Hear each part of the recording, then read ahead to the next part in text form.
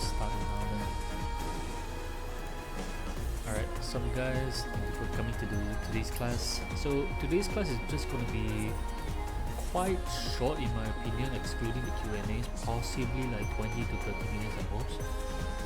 Because the topic itself is not really,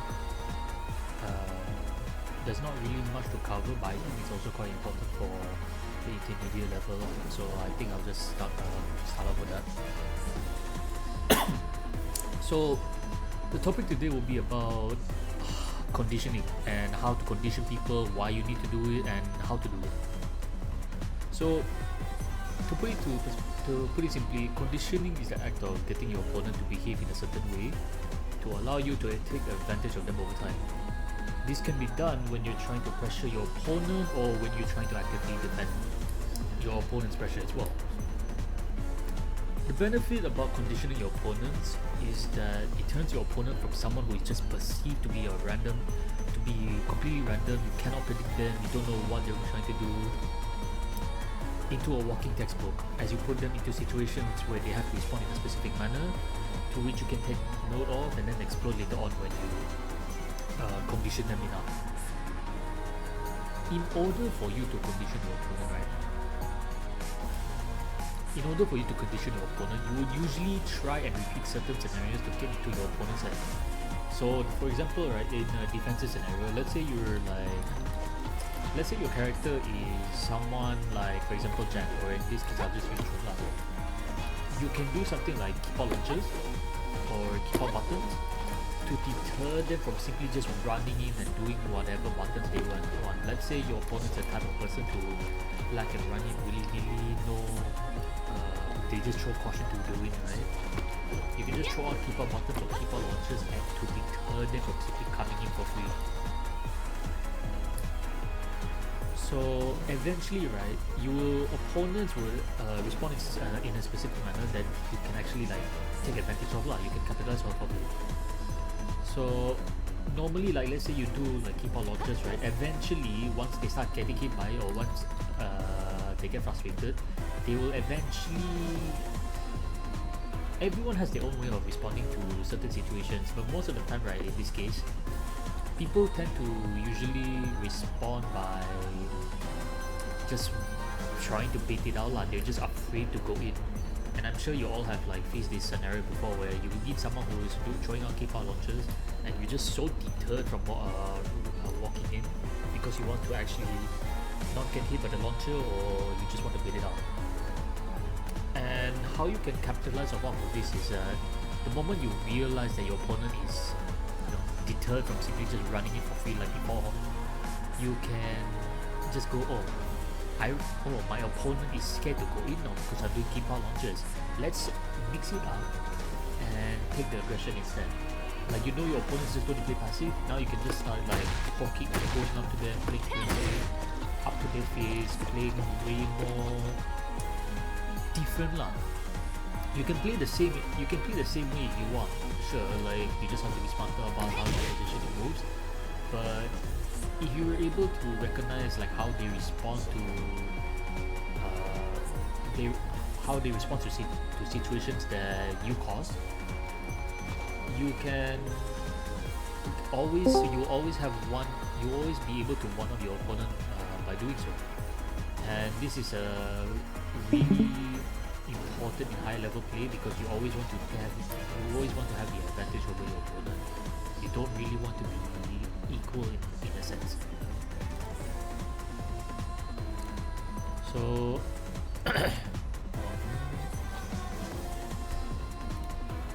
So let me bring in another scenario where you're trying to play aggressive. So let's say you're pressuring your opponent, and then like let's say you got plus 3. So let's say when you plus 3 on block, simple slash win. So let's say you get plus frames and then you want to, this is too far. So let's say you want to frame out.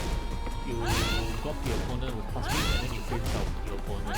This is another scenario you can use to condition your opponent because it's safe and it usually deters them from simply pressing any button for free. Now, this might not always be the case. Sometimes they might use movement and all that, but I'll get to that shortly.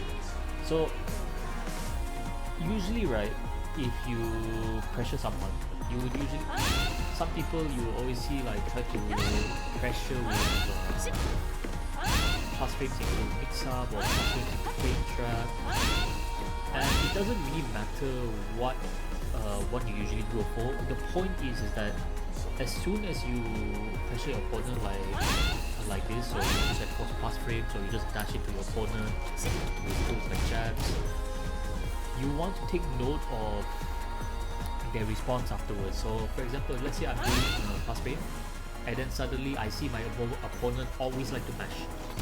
Every time I'm like, even if I have the pass frame, they always try to mash and prevent, and they just don't block lah. They just like to press. So what can you do about this? Well, depends on your core strengths and preferences lah. Most people, again, this sort of like players, they will just frame trap. If they know their opponent is the type of person who likes to mash a lot, they just use a tool that deters them from doing so. So in this case, I'm using a move that is +6 on block. I use a move that allows me to just like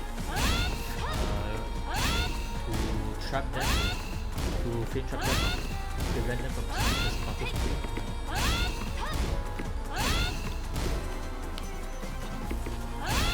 And eventually, right, as you keep doing this, your opponents will definitely be, your opponents will eventually be deterred from simply pressing buttons because of it. And if you are able to pick up on that information, right, when you realize, oh, my opponents have eaten the frame trap so much that they now want to respect it, that's when you have officially conditioned them.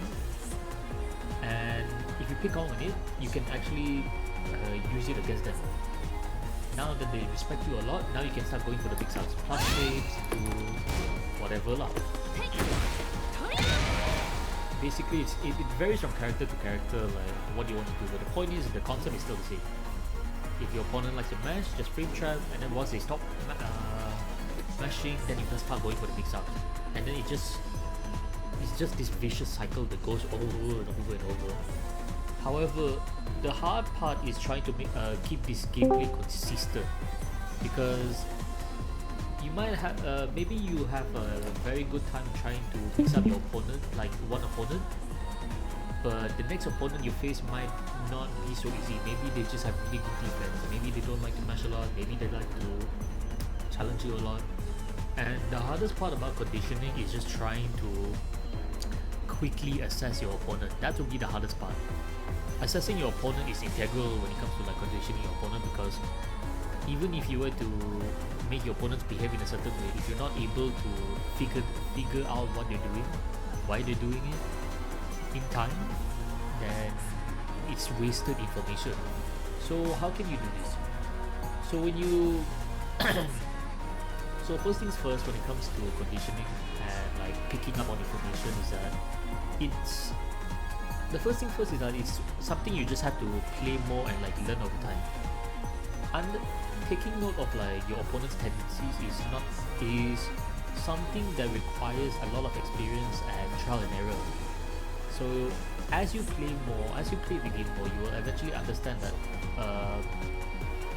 that some scenarios just repeat. You will notice some scenarios will eventually repeat over and over and over, and you will be able to pick up on these tendencies that no matter which opponent you face, like they will always try to do like similar tendencies that you will eventually pick up on in the future as you play more. In other words, it all comes down to experience. Second of all, apart from experience, right, you also need to do a bit of studying, because for example in this case, right, what I mean by studying is that when you put them into like really scuffed scenarios, there are only so many options they can choose to respond to whatever you're trying to do. For example, you're trying to do keep out launches, right? There's only like there's only so many things they could do. They can either just beat it out, or they can just pressure you to prevent you from doing it in the first place. And depending on the option they choose, you need to figure out what is your response to that. Let's say you have an opponent who is just trying to beat out your keep out launchers for whip punishes. How with the character you are using, how will you respond to that scenario? And the same goes for the opposite lah. Like let's say they pressure you enough that you can't even do this in the first place. Now you also need to figure that out lah. Like with the character you are using, how can I deal with their response? So yeah, that's basically something you need to. Those are the things you need to look into when you're trying to learn how to condition people. Basically, it's how to. Basically, it would just mean how to pick up on things lah when you're facing your opponent. So yeah lah, those are the things I've listed. So yeah, I think okay. Let me go to the bonus part. So what do you do against people who cannot be conditioned? So the thing about people who there are some people, right? No matter how many times you repeat the same move over and over again, and no matter how many times they get hit, they refuse to adapt because either they don't know or they don't want to get themselves conditioned lah because of ego, or maybe they just it's just muscle memory lah. So against these type of people, right? Let's say you find someone who cannot be conditioned. Now, first things first, if let's say you face this scenario where you know they're just going to get hit over and over and over, right? No matter what, by hook or by crook, even if you get bored, right, you just have to remind yourself, okay, this guy is just getting hit by the same thing over and over and over. I might as well just go for it. I might as well just use the same response over and over and over. If they are not adapting, if they are not adapting to my frame trap, then you don't really need to condition them because you already sort of just like one. You already sort of won because they refuse to adapt. You condition them. You don't need to do any conditioning. So yeah, against people who refuse to adapt, because yeah, you don't need to condition. Because right, I see some people. I realize in the Discord, and this is why I brought it up lah. Some people, they tend to face players who really don't think for themselves lah. They just do whatever they want, and some of these players will always come up and complain about why the opponents they face are disrespectful. Like they don't know how to get themselves conditioned. They don't care and so forth. And when you face opponent like these, you don't want to adapt the mentality, right? That you must condition them lah. You don't want to assume that they are all professionals who can really think for themselves. That's not a good habit to have. By right, if you are facing someone who is refused to condition, whether because they don't know how or they don't care, you just repeat the same answer over and over lah. As boring as it makes sound, it's the best way possible, and it's something that you need to keep in mind when taking note of conditioning game.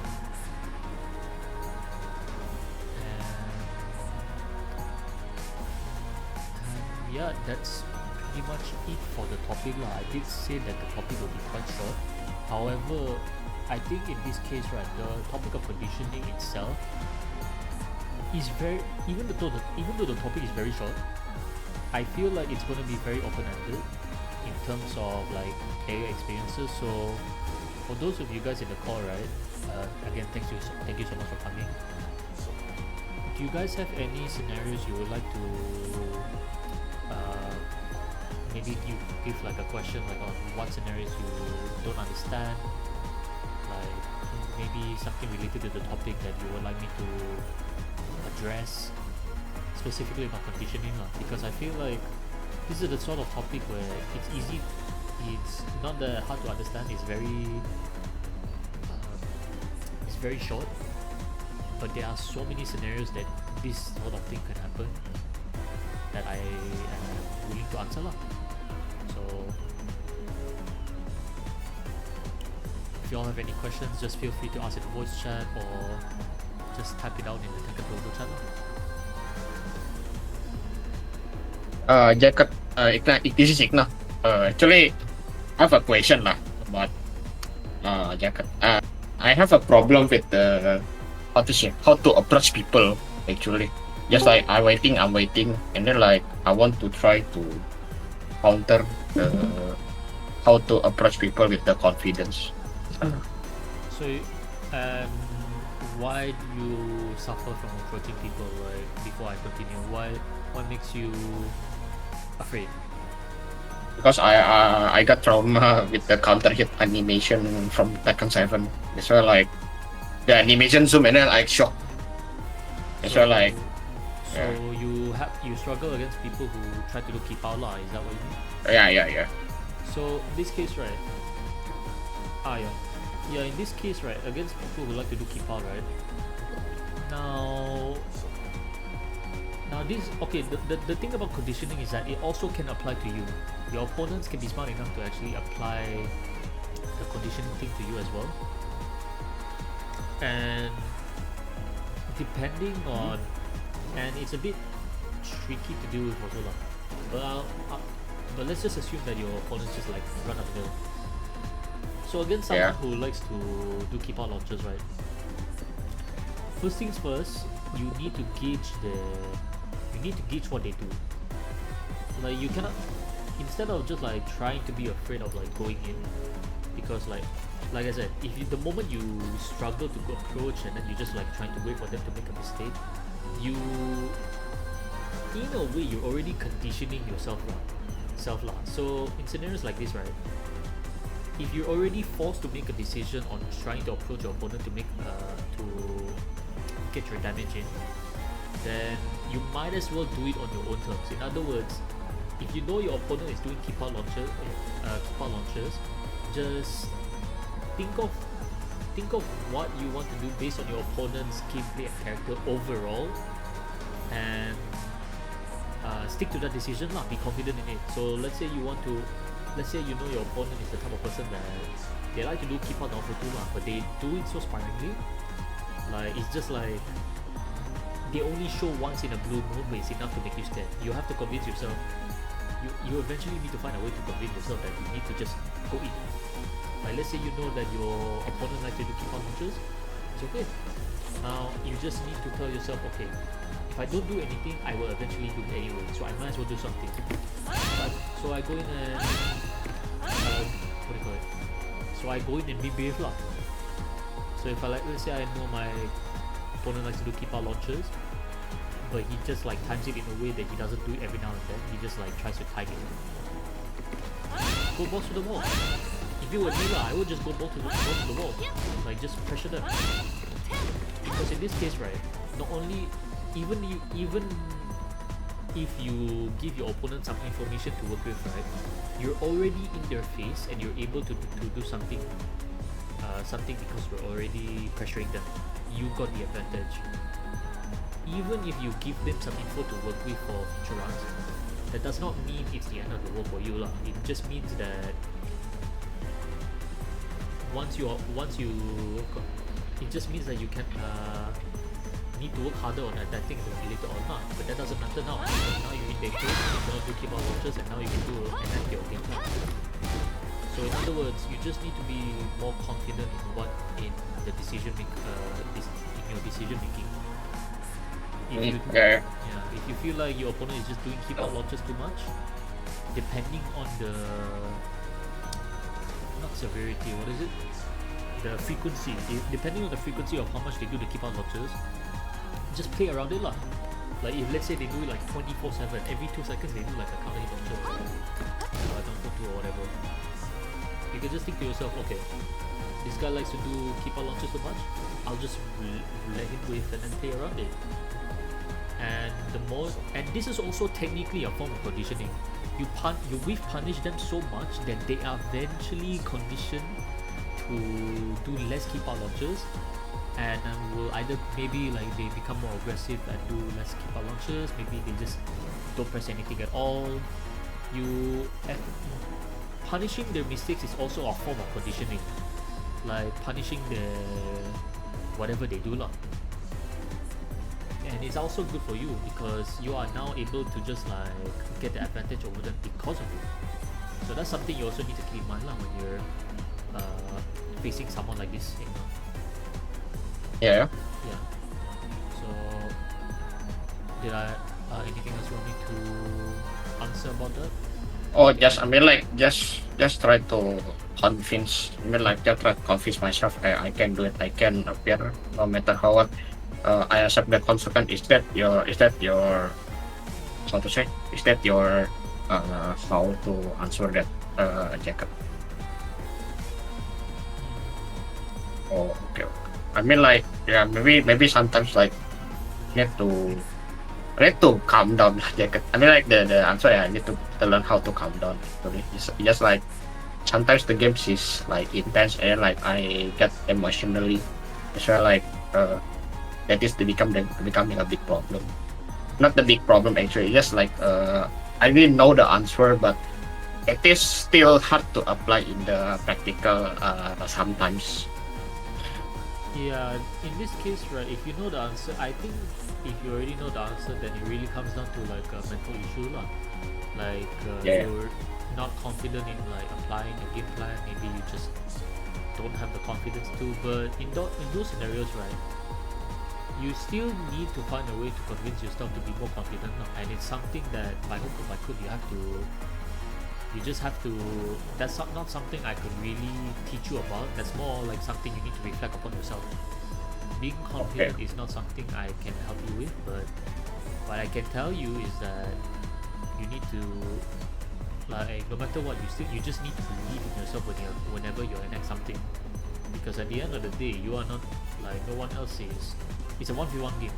No one else is going to help you in the grand stage. In the grand stage, you are eventually, if you want to do your game plan, do it for you. Be confident. Do it for you lah. Be confident in you. As long as your decision is able to counteract whatever your opponent is doing, then you already make the right decision and you're winning. Like play based on your opponent's tendencies lah. And, Okay. yeah, and another thing about that is that you are not going to get every decision correct. Sometimes, let's say when you condition your opponent, or sometimes when you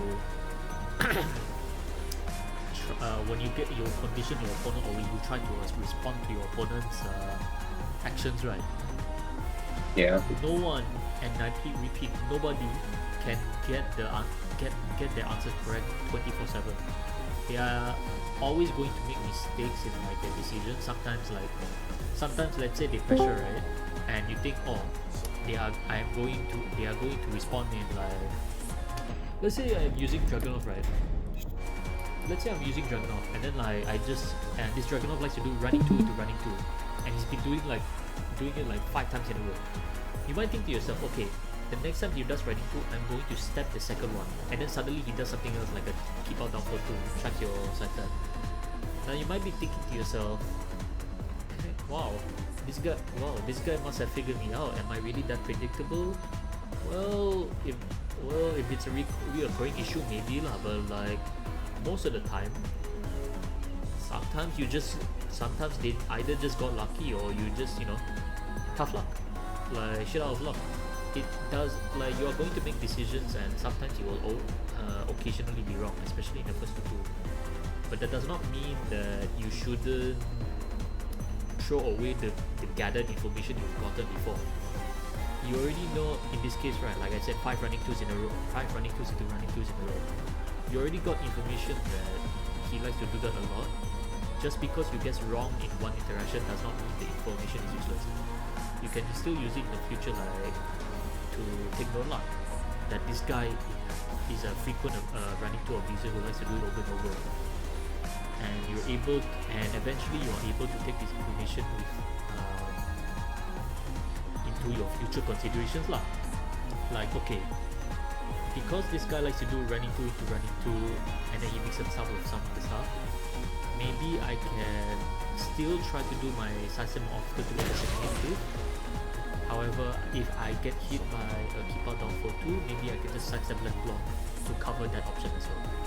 basically just taking into consideration the options they have in order to, and not getting angry when you guess wrong lah, because shit happens, and that's something that people also need to keep in mind lah when they make decisions.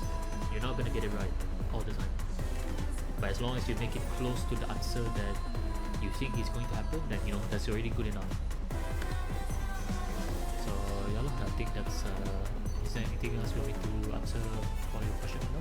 Hey Jacob, I think sometimes like this information, it is. I mean, I really know this information, then I'll throw it, and then suddenly like I regret after the tournament. Oh, I should have thrown it. I mean, you are right. I mean, that is very helpful for me. That it doesn't mean when I'm trying once, I just when I'm trying once and then it doesn't work, I just throw it out. You are correct, Jacob. Yeah, in that case, right, I think if like let's say you make a decision that costs you your game lah, Yeah. like you said, don't worry about it. It's all hindsight. Like maybe you could have you thought to yourself, oh, I should have responded this way, oh, I should have responded that way. No point thinking about it now. Like the past is the past. You made your decision and it didn't work out lah. But like I said, as long as the decision you make is like as optimal as it can be, then it's already good enough lah. Because when you're playing this game, you want to make sure that the decisions you make are at least like optimal. Like let's say you put into a three-way guessing scenario, like you either have to block a mid, block a low, or you have to mash. As long as you choose the best possible answers for each section, like let's say if you're trying to mash, you use like a magic, you use like a fast button maybe, or if you're trying to block, maybe if you're trying to block low, consider your positioning, same with mids. Basically, as long as you make the most optimal decision based on the scenario you are given, even if you are guessed wrong, as long as you did your best, then should be okay lah. Now, of course, this doesn't take into consideration like nerves and all that. Shit happens. The point is, if you're able to make the optimal decisions when playing, that should be good enough lah. Like play for the process. I see. Yeah. I think I got the key now. Or to say the keyword, pay the process actually. Yeah, I'm actually. It's I mean like I got the point. I mean like, I got a point how to start pay the process and accept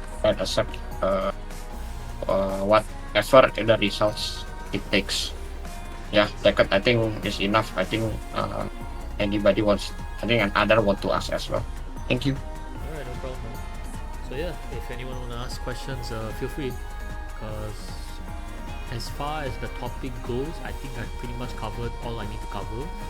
So from here on out, it's just Q&A for those who don't have any questions to ask. I think that's it lah. So thank you for coming. For the video. Jacket, one question. I don't think I want to ask one question, but I'm afraid if I ask all and then other don't ask as well, because I want to ask about June. Actually, when you actually I like to learn about the June frame type, because like when I was against something cactus, the very first cactus right on the tournament, I was using June, and then I was using your frame traps, like the 4/1+2, that the one there, the +5, I forget. Yeah, +3 actually. Oh, +3, yeah. Okay. So basically, I push him to the wall, and then like he got the magic 4. I start actually in the beginning I didn't believe, but that's why like it works. Anyway, do you have any another June frame traps? Because like I'm using June as well, right? So maybe if you have any guide for the June frame traps, I would appreciate. Frame traps from what? 4/4 or 4/2? What's the specialty? Okay, actually you already pressured, you already successfully pressured someone to the wall. That's why like I want how to say, I want have more pressure another than 4/1+2. guess apart from, okay, half of 4 plus 2, half of 4 and 4, I guess, okay, another thing you could also use, right, is you don't, I mentioned this before, I can say it again, you don't need to use pass frames to pressure your opponent. Sometimes you can just use your movement and your buttons. I remember covering in the previous lesson. If you're able to use your movement and buttons to corner them out bit by bit, you don't even need to enforce pass frames 24/7, because by doing this, right, you're locking you and your opponent to using like, basically it's just locking both of you into a rock paper scissors guess lah. If they guess right, then they damage you. If you guess right, you damage them. However, odds are of course favored to you lah, because you are plus on block. But even then, only is a rock paper scissors scenario. However, if you use your movement and buttons to pressure them, right, you just like basically cover their options or prevent them from simply like just doing whatever they want. And you are able to control them without putting much risk on your end. So, like, yeah, that's why you don't see like, again, if you watch a lot of professional players, right, sometimes for example me with Brian, you don't really see him just simply abuse like back one at the wall 24/7. He only uses it sparingly. Like, he would usually just try to use his movement, just like try to chip his opponent out like this, occasionally using his like 3+4 to cut him off, or maybe his homing tools. The point is, he uses like small, low risk fast pokes to chip them down bit by bit while at the wall. He doesn't give away his positioning, and he's chipping them down bit by bit. Same applies to you lah. Alright. Yeah. And I think one more thing I should add on now. I guess on another pass frame you could use up to pretty good. Oh yeah. Yeah, up to +6 on block, even if it's a homing tool, even though it's a high, right? You're not gonna block this on reaction. It's very unlikely any opponent is going to block this on reaction. If they duck it on reaction, then you're just predictable a bit lah. But like, it's something that you can consider when you're trying to position your opponent, because +6, you mash a button, this is a great trap. Safe on block, homing tool, preventing you from anything except for power crush or really parry. Up to or +2.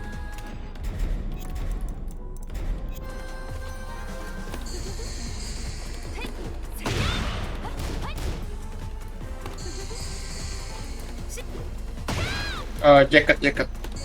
Actually, okay, basically, this topic is about the conditioning, right? Actually, what is the I mean, like, how to remember we can conditioning people, not people can conditioning. I mean, like, because like sometimes we are afraid to get we are afraid to press, because people like to keep out the pressure. As I said, that how to keep remember. I mean, like, sometimes I feel forget about it. How to what? I don't understand the question. Oh, okay, wait. Actually, how to keep mind focus actually. So basically, sometimes I'm afraid to get pressured. Like, I'm afraid to get. No, I'm afraid to get enter to the opponent, right? Because I already got conditioning. So basically, how to make it, how to condition people as well. That's why, like, in the first, how to start. You have to be confident in your game plan. Like, the first things first when you're trying to condition your opponent is that you need to understand like what your game plan with your character is lah. You need to figure out, oh okay, if I want to pressure my opponent, I have to use these tools, and I can use these tools to help me with the pressure. I can play in this specific manner, etc. So when you're trying to enact the game plan, right, you need to understand what your character does. In your case, you're playing Visa, so you need to know how to use your. In your case, you got chainsaws, you got running tool, you got what do you call it? What is it? The dashing. That I think destruction. I don't even know the dashing thing. Oh, the flying, the buying boot, the boot one. Basically, right. You need to understand what. You need to understand more about your character and how to pressure with said character. Only then you are able to enact the game plan for yourself and go from there lah. Like for example, like conditioning. Another form of conditioning, right? Is like uh, let's say you use a tool that, for example, it on block it pushes you back a bit, and then you back dash to create little punishments for yourself. So yeah, it's something that you need to keep in mind lah. So if let's say you're using Alyssa, I can't think of any scenarios on the top of my head.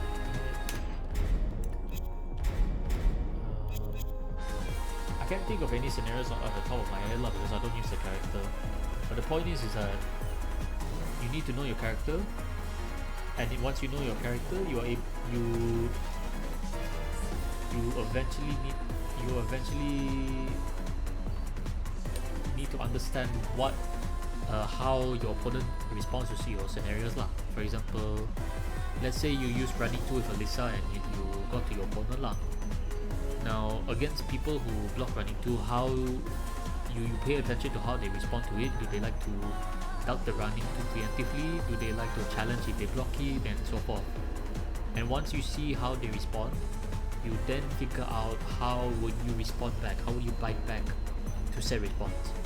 And then it just becomes a vicious cycle of just trying to one-up your opponent lah. And of course you want to be on top always. So that's how you condition your opponent. You need to figure out what your character does first and foremost lah. So you get it or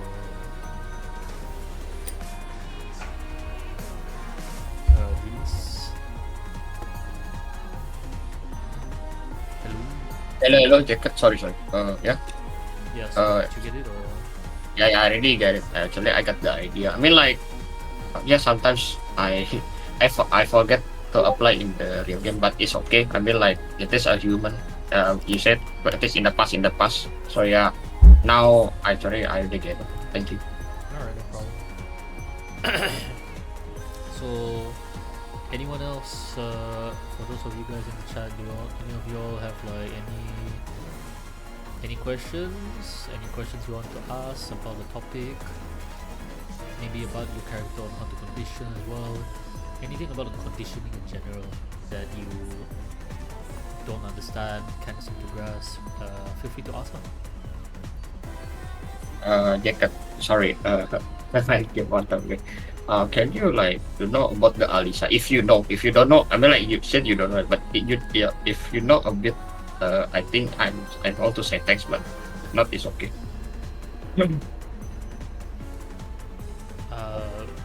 What's the question? Oh, no. I mean, like the question is, do you know how to utilize with the Alisa move?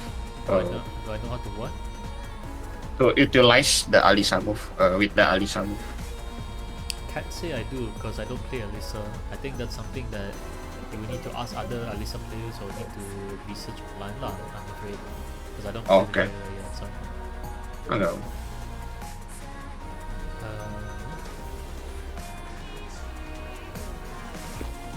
Sounds like nice. Actually, Drake, basically conditioning is pretty much just Pavlov's dog is pretty much conditioning in general, like a textbook IRL definition of like what conditioning is about. Pavlov's dog is pretty much about it. Resetting all your punishers consists of the tactics in some people can use. I wouldn't consider punishing a good tactic. It's something that you have to be doing in the first place. Like it's something that's second nature lah. It's not I wouldn't call it a tactic. I would say it's something you have to do. If you're in a boxing match and someone whiffs a move in your face, right? You wouldn't sit there and think to yourself, this guy whiffed in my face. Do I punish him or do I not punish him? No one would think like that. When you see an opportunity to punish because it's unsafe or they whiff, right? You just punish. Yeah, it's not a tactic. You just, if you know it's punishable, just punish. Like there's no mind game to it.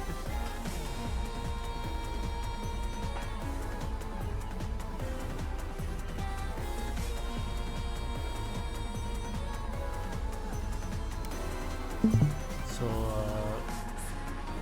anything else, guys? I think I already done, Jacob. I don't know how about other. If that's the case, then I think if that's it, right? I think if that's it, then I think we can like end it for today, lah. I think I'll just play some ranked games and go from there. So for those of you who have come, if you just wanna like head off for now, thank you guys for coming, and yeah, we'll see you next week.